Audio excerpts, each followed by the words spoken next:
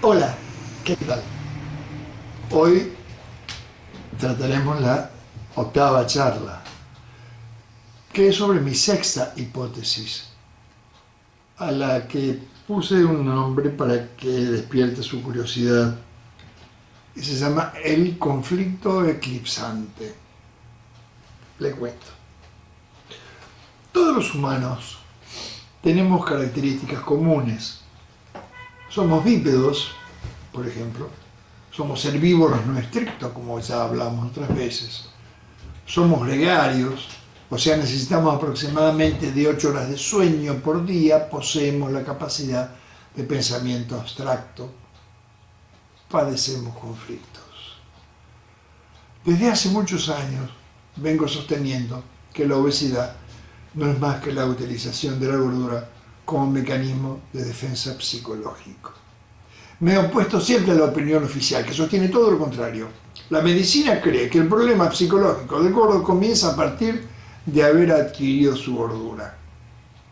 Llegamos a esa conclusión a principios de la década del 80.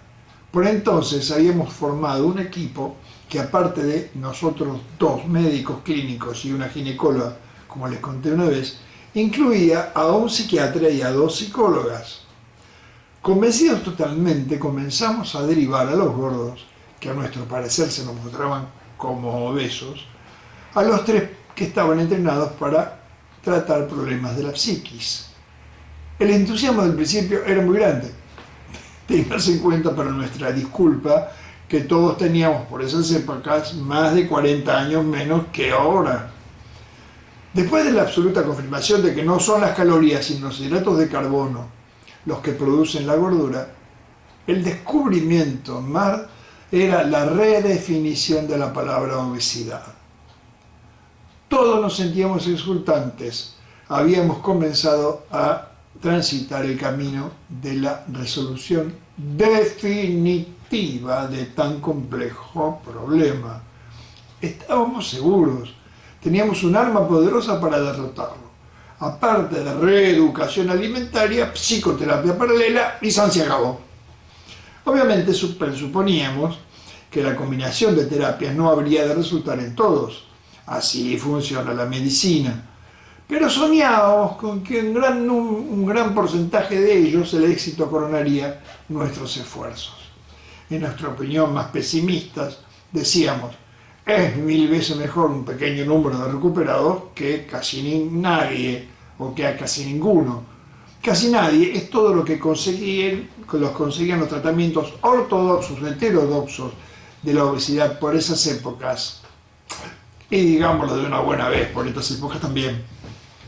En una lista muy ordenada comencé a anotar los datos de cada uno de los pacientes que derivábamos a cualquiera de los tres psicoterapeutas.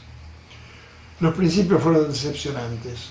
Luego de algunos años y de cientos de pacientes derivados, ninguno había resuelto su problema. Estábamos abrumados por el rotundo fracaso.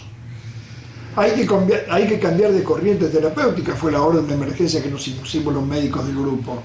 Por lo que comenzamos a derivarlos a otros psicólogos, a otros psiquiatras de otras escuelas, esperando el éxito tan soñado al principio. Pero el éxito jamás llegó.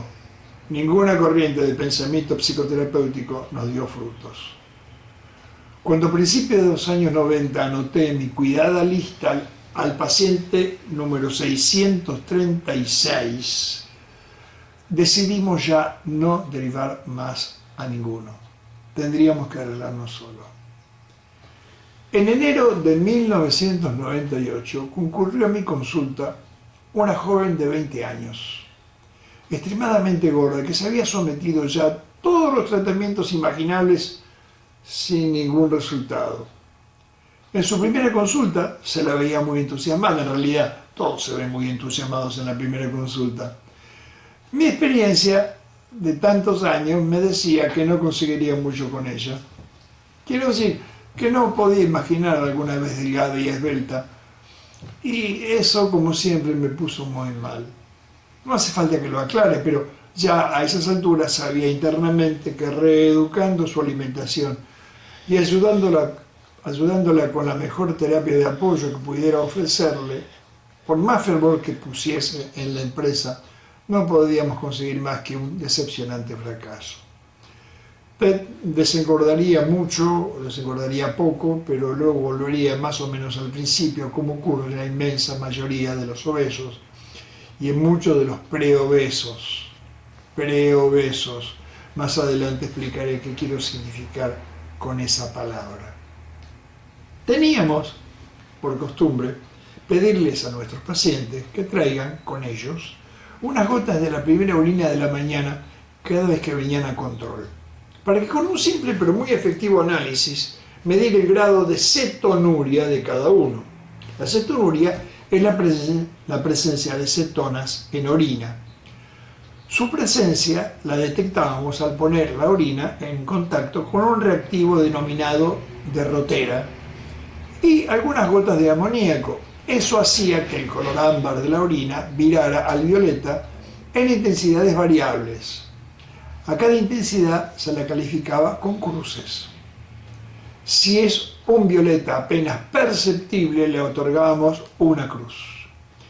Si era perceptible pero muy suave, 2 cruces. Si era notoriamente violeta pero transparente, se podía ver del otro lado, 3 cruces. Si era tan intensamente coloreado como para impedir ver al otro lado, 5 cruces. Y entre 3 y 5, 4. En todo proceso de adelgazamiento, las grasas de reserva pasan al hígado y este las transforma en glucosa, que, como recordará, es nuestro combustible. En esa transformación de lípidos a hidratos de carbono quedan restos químicos que se denominan cuerpos cetónicos, que, como casi todos los restos químicos de nuestro metabolismo, son eliminados por la orina. Estos cuerpos cetónicos o cetonas son muy importantes, ya que si en la orina de una persona que está bajo tratamiento dietético y está perdiendo medidas y peso no se encuentran, es que no está adelgazando, está enflaqueciendo, explicaba en la charla anterior, en la quinta hipótesis. Mi hábito, como le contaba, es cuantificar la cantidad de cetonas en la orina con cruces, de 0 a 5. Si la cetonuria es negativa, es que el paciente ha cometido muchas transgresiones o errores. Si el resultado es de 1 o 2 cruces, la semana ha sido relativamente buena. Si es de 3 o 4 cruces, es muy buena. Si tiene 5 cruces, fue una semana excelente. Pero a mi muchacha las cosas no le iban muy bien. Su cetonuria era semana a semana negativa, o tenía cuanto más una cruz. En la quinta visita vino acompañada por su madre. Ella quería disculpar a su hija diciendo que no se enganchaba en la propuesta, que siempre comía alguna cosita fuera de lo aconsejado y que la causa era su gran preocupación por el mal estado de salud de ella, su mamá. Mamá tenía un importante problema gástrico que los especialistas no atinaban a resolver y mi paciente, muy preocupada por ese motivo, comía con alguna frecuencia cosas prohibidas a causa de la angustia que le provocaba tal situación. Era la última persona que atendía esa noche, por lo que teníamos todo el tiempo por delante para discutir el tema. Recuerdo haber comenzado la charla a partir de un inocente cuento de mi infancia. El de aquel señor que en una noche de sábado venía atormentado por un terrible dolor de muelas, se encuentra con un amigo y cuando le cuenta de su tormento, el amigo le dice, lo lógico, porque no va a ver a un dentista. El atormentado le cuenta que ya fue al cuarto dentista del barrio y ninguno estaba en casa. Por lo que su amigo, compadeciéndose, le promete que si él quiere, le hará perder o disipar el dolor, que se olvide de su dolor instantáneamente. Obviamente, el paciente con semejante y tenebrante dolor de muelas le dice que sí. Entonces, su amigo le dice que pusiera la mano en la pared. Cuando él pone la mano en la pared, le propina un terrible golpe en los dedos que hacen que el terrible golpe de los dedos haga olvidar el dolor de muelas. Ese cuentito me lo contaron inocentemente, le decía, en la escuela primaria, pero se me vino en ese momento a la cabeza. Un dolor mayor hace desaparecer a otro dolor menor, igual que una alegría menor es opacada por una mucho mayor o una pena por otra más intensa. Desde que tenemos uso de razón, hemos aprendido así que así funcionan nuestros sentimientos. Una pasión muy grande eclipsa a una pasión más pequeña. Y eso pasa con los conflictos. Un gran conflicto empalidece a uno de poca monta por sí, pero si es muy importante, hasta puede diluir a la suma de varios más pequeños. Se aclararía mejor lo que quiero decirles si calificamos a todos los conflictos con puntaje del 1 al 10. Digamos que un conflicto de nivel 3 deja de preocuparnos si al tiempo de transcurrir nos vemos envueltos en otro de calificación 5. Le daríamos tanta importancia al segundo que el primero quedaría literalmente borrado de nuestra conciencia. Por lo menos durante el tiempo en que estemos pensando en el conflicto mayor, por lo que cuanto más tiempo nos insuma, el menor perderá cada vez más relevancia. Los humanos estamos dotados con el maravilloso don del pensamiento, pero es muy difícil pensar dos cosas al mismo tiempo.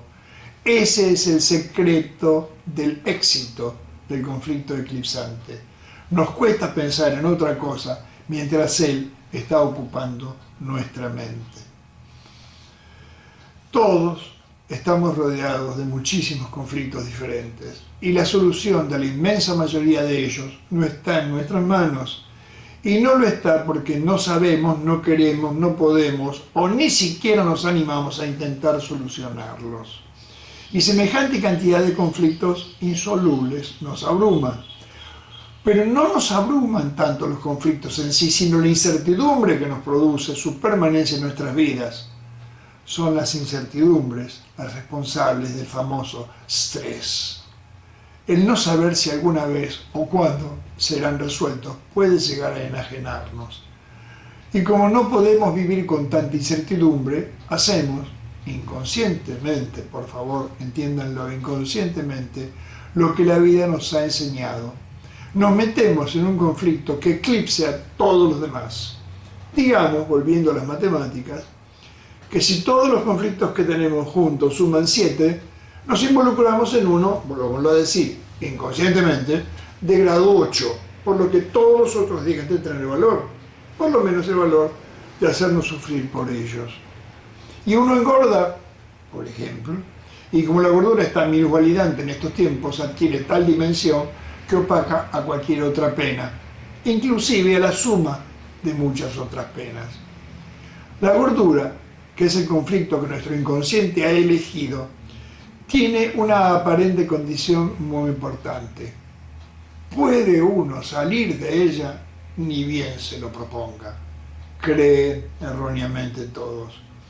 Cuando yo lo decida, adelgazo. La charla no surtió efecto en mi joven paciente, pero la idea quedó definitivamente afincada en mi conciencia, en la parte de mi cerebro que se dedica a la comprensión de tan intrincado asunto. Como era de esperar, desde el día siguiente comencé a comentarlo con todos mis otros pacientes que sufrían problemas semejantes. Gracias a Dios, muchísimos de ellos eran y son seguramente extremadamente inteligentes, por lo que poco a poco nos fuimos adentrando en lo más profundo del tema.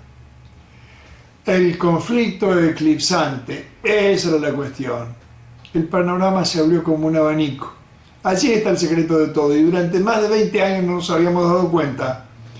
A partir de ese momento comencé a entender muchas cosas. En cuántos conflictos nos metemos los humanos, pensando que de ellos podremos salir cuando nuestra voluntad lo disponga, para así opacar los sufrimientos que nos producen aquellos por los que no podemos hacer nada para resolver. Una paciente, también de apenas 20 años, me dijo unos días después, y con total seguridad, luego de hablar de todo esto, no ha de haber en el mundo alguien que no tenga algún conflicto eclipsante. Muchos de los gordos que me consultan, la inmensa mayoría, se meten en la gordura, sin quererlo por supuesto, con el objeto subterráneo de buscar un conflicto para inconscientemente disolver, enmascarar, diluir, minimizar a todos los demás, a partir de transformarse en gordos, discriminados, rechazados, minusvalorados, auto-minusvalorados. Los demás penas del alma pasan a un segundo, a un tercer plano. El problema es que soy gordo, piensan todos ellos. Pero, ¿qué pasa si el nivel de la suma de todos los otros conflictos aumenta? Todos lo saben, los gordos lo saben. Cada vez que algo repentinamente deja de funcionar o comienza a funcionar mal, sienten una irresistible compulsión por comer. Angustia oral se le llama, o se le llamaba. En realidad, hace mucho tiempo que no escucho esa tonta expresión. El paciente me dice, cuando me siento angustiado, contrariado, desasosegado, enojado, con nuevas incertidumbres, me da hambre. ¿De comer carne asada o algún trozo de fiambre?, le pregunto. Malintencionadamente lo hago. No, de eso no. Entonces yo le digo, quizá un buen trozo de queso y maníes, muchos maníes. No, me responde siempre. ¿Qué entonces? No sé, pan, facturas, chocolate, helados. Cosas que engordan, ¿no? Y sí, me responden. Entonces, ¿qué le da? Les pregunto. ¿Ganas de comer o necesidad de engordar un poco más? Eso lo cuestiono en un tono efectista. Silencio, acompañado de una mirada de desconcierto. Eso les da en realidad necesidad de engordar. Necesitan elevar el nivel de conflicto eclipsante, pero no lo saben. Si la suma de todos los anteriores era 7 y con el 8 de su volver lo camuflaban, ahora que esta nueva contradicción lo subió, digamos, a 8.30, necesitan llevar el eclipse a más de 8.50 para que todo otra vez vuelva a ser anulado por el conflicto que ahora, alimentado por la culpa de haber ingerido cosas que lo agravan, llegue a esa calificación. Todos los conflictos pueden ser resueltos en mayor o menor medida. A todos ellos les podríamos dividir en dos grupos. Se me ha ocurrido que para que la idea que pretendo transmitirles sea más inteligible y para que podamos yo mismo y mis pacientes y los que están escuchando esta charla asimilarla, denominarlos así: conflictos del primer tipo y conflictos del segundo tipo. Los conflictos del primer tipo son aquellos cuya causa desencadenante puede ser eliminada. Y si eliminamos la causa que produce un conflicto, este queda automáticamente resuelto. Muerto el perro, se acabó la rabia, decían nuestros abuelos. Y vale como un simple y rápido ejemplo. Un perro rabioso es un gran conflicto. Muerto el perro, el conflicto se resuelve. Los del segundo tipo son los que las causas que lo desencadenan no pueden ser eliminadas, cualquiera sea el motivo de esa imposibilidad. Un duelo podría ser uno de ellos, la aparición de una enfermedad crónica como la diabetes podría ser otro, quizá un divorcio. Todos sabemos que hay solo dos maneras de resolver un conflicto. Una aclaración. Advertirán una desagradable redundancia en el uso de la palabra conflicto. Podría haber usado algún sinónimo para hacer menos fatigosa la charla. Dificultad, apuro, apremio, contrariedad, enojo, tropiezo, problema, complejidad, peligro, apriete, y hay un montón más. Pero he decidido usar tan solo la palabra conflicto. La reiteración del término es poco elegante, pero totalmente intencional. Me suena más rotundo. Hay solo dos maneras de resolverlos, les decía. Eliminar la causa que lo produce es la manera ideal, la más deseable. Si uno elimina la causa que lo produce, el conflicto desaparece. Esto obviamente solo puede conseguirse con los conflictos del primer tipo. Mas si la causa que lo desencadenó no puede ser erradicada, como ocurre con los conflictos del segundo tipo, hay otro camino: adaptarse a vivir con el conflicto. Si uno se adapta a vivir con un conflicto cuya causa original no puede ser eliminado, el mismo deja de ser tal, se resuelve. Ahí está el secreto. Los obesos tienen una quizá congénita incapacidad para, o a lo largo de su vida no han aprendido cómo, o ni siquiera se atreven a intentar, adaptarse a vivir con los conflictos del segundo tipo. Ellos, ante los del primer tipo, no se ven en problemas. Cuando a un conflicto se puede resolver eliminando la causa que lo origina, lo hacen como cualquier otra persona. Pero cuando esa no es la forma posible, su dificultad para adaptarse a vivir con ellos es tal que se ven en la necesidad de eclipsarlos, engordando o haciendo algo por agravar la gordura preexistente, por ejemplo. Esta última reflexión me ha aclarado muchas cosas oscuras que había observado desde hace años en una gran cantidad de pacientes obesos.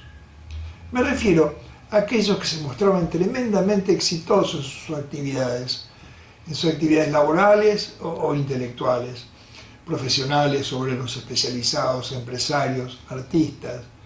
Cuando con el correr de las consultas nos íbamos adentrando en los vericuetos de la vida privada extracurricular de cada uno, notaba en la inmensa mayoría que las cosas en general no estaban demasiado bien. En casi todos ellos, en realidad, estaban muy mal. No entendía cómo podían ser tan brillantes en algunos aspectos de su vida y tan opacos en otros aspectos. Ahora creo que comprendo todo. El éxito en sus actividades laborales o artísticas se construye y refuerza a partir de resolver conflictos para los cuales se han entrenado o tienen condiciones innatas para lograrlo. En las profesiones, en los trabajos, en las empresas, en el arte, la inmensa mayoría de los conflictos son del primer tipo. Por eso la educación, el entrenamiento o las dotes naturales de cada cual les hace más o menos sencillo el eliminar con decisiones acertadas las causas que los producen. En el resto de la vida de cada uno, en la cotidianeidad familiar, en todo lo que es absolutamente personal y extralaboral o extraprofesional, muchos de los conflictos son del segundo tipo, por lo que, como hemos dicho antes, para resolverlos deben adaptarse a convivir con ellos, y es su incapacidad de adaptación a los mismos lo que los obliga a utilizar el mecanismo del eclipse, como casi el único recurso que les permite desempeñar, aunque más no sea un poco, su felicidad. Existe algo más que todo el mundo cree saber. La gordura es la promotora de un sinnúmero de afecciones que de ellas derivan. Diabetes, aumento de la cifra de colesterol y triglicéridos, descenso de la del bienestar HDL colesterol bueno, recuerdan, en el torrente sanguíneo, aumento de los valores de la presión arterial. Como consecuencia de todo lo anterior, mayor incidencia de aterosclerosis, problemas cardiovasculares, etcétera, etcétera, etcétera. Pero nada de eso es cierto, ya lo argumentaré esta afirmación más adelante. Y como todo gordo sabe aquello, sabe, entre comillas, cuando ante un compulsivo ataque por consumir cosas que engordan o ante el abandono de una dieta adelgazante que al parecer estaba dando resultados, cuando la inopia ante el no hago nada por mi gordura, el nivel de conflicto aumenta los grados que cada cual quiere imaginar. Por lo que, en consecuencia, todos los otros conflictos preexistentes, o los nuevos que aparezcan, o el agravamiento de alguno anterior, descienden a un plano tan bajo que su mente directamente los desecha. Están tan eclipsados por el conflicto dominante. ¿Qué estoy haciendo de mi vida? Con la diabetes que tengo, con mi hipertensión y con lo que aumenté en la última semana y acabo de comerme semejante porción de postre helado. Están tan eclipsados, les decía, que no tienen tiempo de pensar en ello, y si no dedican tiempo a meditarlo, descubren que le duelen mucho menos. Y ahora, un comentario destinado a los psicólogos y psiquiatras que están escuchando estas charlas. Pido humildemente perdón por la irreverencia de introducirme en un campo que es de su absoluta competencia. Perdón por exponer esta hipótesis en el idioma tan llano, por el poco nulo o tal vez pésimo uso de la terminología de vuestros conocimientos. Pero me he animado a hacerlo porque en las largas charlas que sobre estos temas he tenido con algunos de mis pacientes, casualmente psicólogos y psiquiatras, los noté siempre muy interesados en mi exposición de estas ideas, lo que me ha dado el coraje necesario como para exponerlas aquí. Sin ser nadie en esta rama del arte de curar, creo que si lo fuera, realmente me gustaría ser experto en la materia, trataría de enfocar mi terapia en adiestrar al gordo que por su gordura me consultase, para que aprenda a adaptarse a vivir con los conflictos existenciales cuyas causas desencadenantes él no puede modificar, sabiendo de antemano que si no lo conseguimos, el problema que lo trajo a mi consulta no tendrá ninguna solución. A fines de los 90, una paciente, al hablar de conflicto eclipsante, comentó que siendo un proceso inconsciente, la consulta con un psicólogo sería una segura solución. Mi respuesta fue negativa y se me ocurrió justificar mi escepticismo con una figura. Mire, le comenté, en Japón existe la costumbre de recolectar perlas con inmersiones a pulmón. Es un trabajo realizado generalmente por mujeres a las que se denominan amas. Ellas solo pueden llegar a 20 o 25 metros para atrapar las ostras. Pero hay otras ostras, quizás mucho más prometedoras, a mucha mayor profundidad, por lo que les es imposible llegar a ellas, les son inalcanzables. Allí tendrán que intervenir los buzos. Con la psicología se me ocurre que pasa algo parecido. Tan solo se puede llegar a una cierta profundidad en el inconsciente de las personas a las que se asisten, pero como las amas, no más profundamente. Volviendo a la figura de las apneístas, las que se sumergen aguantando la respiración, los psicólogos solo pueden ayudar a quienes tienen, digamos, conflictos que no superan los 25 metros de profundidad. La obesidad, seguramente, ha de estar a más de 100 metros en lo profundo, por lo que sin un equipo adecuado, ni los psicólogos ni los psiquiatras pueden llegar tan hondo. Y aún no se han inventado equipos de buceo que puedan lograr eso. Cuando me senté a pensar en esta hipótesis, el trabajo aparentaba ser casi imposible. Desplegar lo que para mí es un formidable cúmulo de ideas en forma inteligible y convincente me obligó a repensarlo de cabo a rabo muchas veces y muchas más ir haciendo correcciones que pensaba necesarias en cada charla.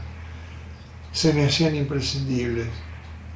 Cuando después de tanto trajinar llego a esta parte de la hipótesis, se me plantea un problema aún mayor. ¿Qué pensará un obeso al llegar a este punto con respecto a la posibilidad de eliminar el problema que le indujo a escuchar estos comentarios? Es muy probable que se sienta muy mal a estas alturas. Yo me sentiría así, estoy absolutamente consciente de eso, si tuviese su problema. Pero por favor, no desespere. Es seguro que vamos a encontrar o a imaginar algunas actitudes productivas que hagan que su fe vuelva a ser acto de presencia. Siga escuchándome, aún no está todo dicho. Es también muy seguro que algunos de mis colegas o de otros profesionales que se dedican al abordaje de estos temas se sientan contrariados con el mensaje o no estén de acuerdo con él. Si así fuera, les ruego encarecidamente, si realmente tienen legítima vocación por llegar alguna vez a la resolución de tan espinoso y universal conflicto, me lo comuniquen, lo discutiremos, intercambiaremos ideas. Les pido por favor que utilicen la cuota de escepticismo que Dios les dio en su formación para estar de acuerdo conmigo en por lo menos una cosa: aceptar que las cosas como van, no van. Vuelvo a pedirle, si le está gustando todo lo que ha escuchado hasta ahora, por favor compártalo con sus amigos, dele un like y suscríbase. Y toque la campanita, así se le avisa de cuándo va a haber una próxima charla, que va a ser en muy pocos días. En la próxima charla hablaremos de un tema también muy importante, el orden por el terror, que ya les mencioné una vez, y van a ver que es un pecado que la medicina utilice el orden por el terror. Hasta la próxima.